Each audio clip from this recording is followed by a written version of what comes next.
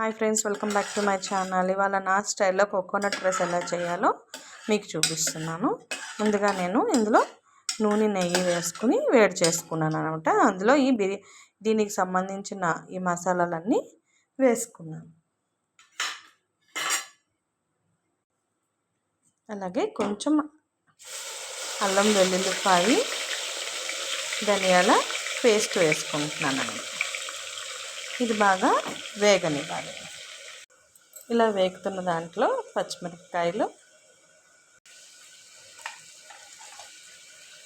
ఉల్లిపాయ వేసి వేయించుకోవాలి. నేను ఇక్కడ పెద్దది ఒకటే తీసుకున్నానండి ఉల్లిపాయ.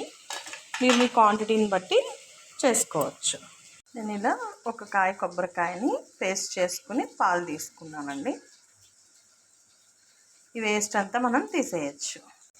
మనకి ఇలా పాలల్లాగా చేసుకోవాలి. మనం క్వాంటిటీ ఎంత వేసుకుంటామో దాన్ని బట్టి మనము చూసుకోవాలి. నేను ఇక్కడ ఈ గ్లాస్తో చేస్తున్నానండి. అంటే ఒక గ్లాస్కి రెండు గ్లాసులు అనమాట. అట్లా చేసుకోవాలి. ఇలా మగ్గిన దాంట్లో మనము ఇప్పుడు ఈ కొబ్బరి పాలు పోసుకోవాలి.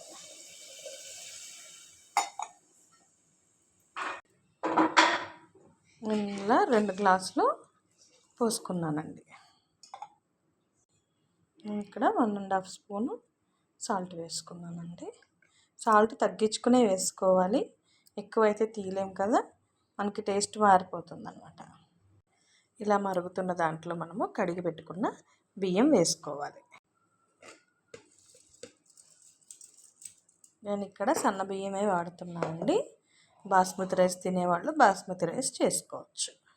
ఇలా ఉడుకుతున్న దాంట్లో మనం పైనుంచి కొత్తిమీర చల్లుకొని విజిల్స్ రానివ్వాలి.